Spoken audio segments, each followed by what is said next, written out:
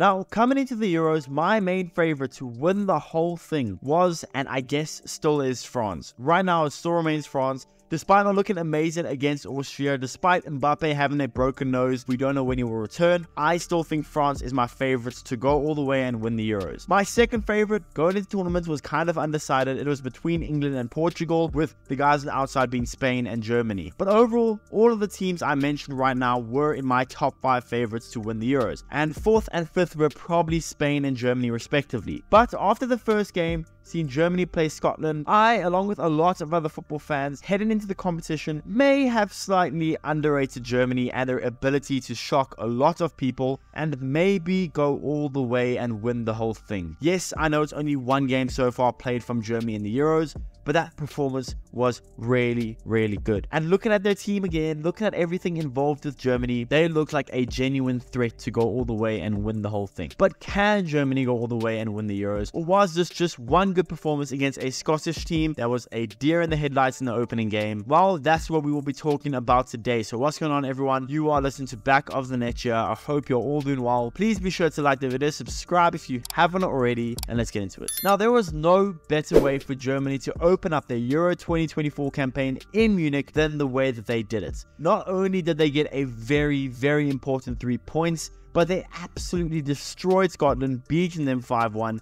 And Germany put in an almost perfect performance outside of their own goal from Rudiger. But regardless, from the first minute to the last, Germany completely dominated and probably could have scored way more if they really, really wanted to. Jamal Musiala, who I just made a video about on this channel, so be sure to check that out after this video if you're interested. But Jamal Musiala and Florian Wirtz looked just brilliant all game long. Both of them were running rings around the Scottish team. Havertz was really, really impressive getting the goal and an assist. Toni Kroos put on a Toni Kroos masterclass. And all in all, Germany looked like grown men playing against boys all game long. And this Scottish team, granted, isn't great. Yes, they only lost one game in qualifiers and finished second behind Spain and ahead of the likes of Norway and Georgia. But coming into this tournament, everyone pretty much knew that this Scottish team was nothing to write home about. Maybe they could get out their group if they were lucky, but they wouldn't really be able to do anything in the tournament. Not that they're a horrible team, they're just not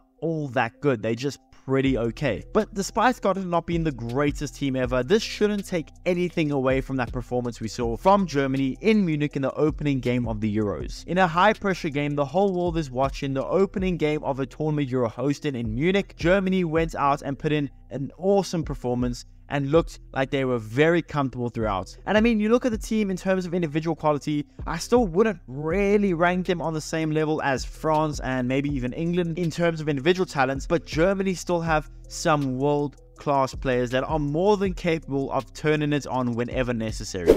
They have arguably the best young duo in the world, with Florian Wirtz and Jamal Musiala, who were both insane against Scotland. They were both insane for their clubs this season. They have one of this generation's best ever midfielders in Toni Kroos, playing his last ever games as a professional. You have this generation's best ever goalkeeper in Manuel Neuer. You have one of the best centre-backs in the world at the moment in Antonio Rudiger. You have Gundogan, you have Havertz, you have Kimmich. I mean, this team is pretty strong even on an individual level. Again, I wouldn't say they're as strong as France, but no one is near as strong as France. I wouldn't say they're as strong as England in terms of on paper, but they probably play a lot better as a unit than England do, so take that as you will. And under Nagelsmann, this team is still very strong. Now, Nagelsmann's record with Germany isn't amazing per se. He managed 9 games for Germany so far, losing 2 of them, drawing 2 of them, and winning 5 of them. But this German team is still very, very strong under the former Leipzig and Bayern Munich manager Julian Nagelsmann. They play a very fast and very efficient style of football,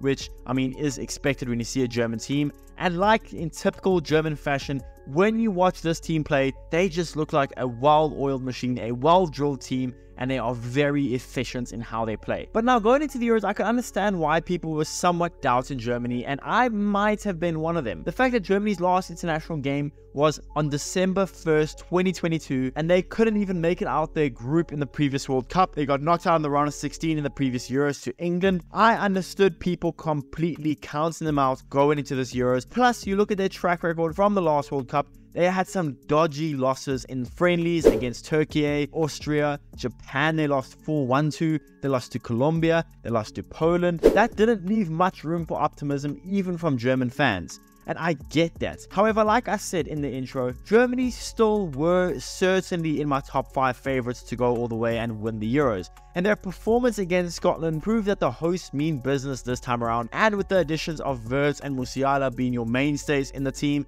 with Havertz, who's had a really good season with Arsenal playing up top, this German team is really looking promising. And between all the individual quality Germany have, between all the experience that they have, which is very important in tournament football, the fact that they are the host nation, them possibly going all the way and winning the whole thing, even though a host nation has never done so, it's not crazy to imagine Germany winning the whole thing. Now, like I said, it was only one game against a fairly bad Scottish team, but it was still a really promising performance. And if I was a German fan, I'd be getting really excited about the future in this tournament. Although they do have to take it one game at a time, they look like they should win their group. I mean, if they beat Hungary now in their next game, they probably will win the group. Either way, I'm expecting Germany to have a very good showing in this tournament, possibly go very deep, and I'm expecting Germany to have a decent chance at going all the way and winning the Euros in their own country.